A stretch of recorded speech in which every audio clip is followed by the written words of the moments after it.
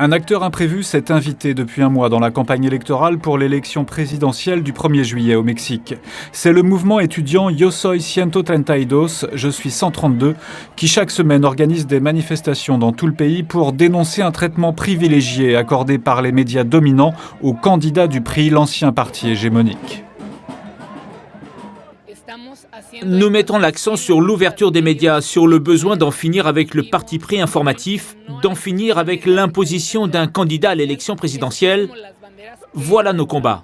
Tout a commencé le 11 mai dernier, lorsque Enrique Peña Nieto, le candidat du PRI, est obligé de fuir l'université privée ibéro-américaine sous les huées des étudiants. L'événement est minimisé par la chaîne Televisa, qui relaye au contraire les accusations de manipulation faites par le candidat. Depuis, les étudiants, qui étaient 131 au départ, sont devenus des milliers et ils manifestent régulièrement devant le siège de Televisa. Leur mouvement s'est vu renforcé par les révélations de la revue Proceso, montrant qu'un accord aurait été passé entre Televisa et Peña Nieto pour promouvoir son image. Televisa, pour la première fois dans l'histoire du Mexique, l'histoire politique et médiatique, devient un groupe de pouvoir.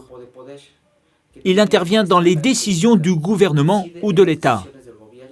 Televisa est devenu l'acteur principal des campagnes électorales.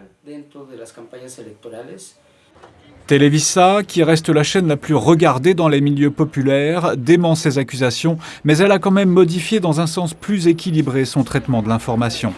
Les membres de Yo Soy 132 sont quant à eux très présents sur Internet et jouent la carte des réseaux sociaux. Pour l'instant, la mobilisation estudiantine n'a pas empêché que le candidat du PRI reste le favori dans les sondages. Mais elle a déjà permis que la campagne électorale soit plus transparente et plus démocratique.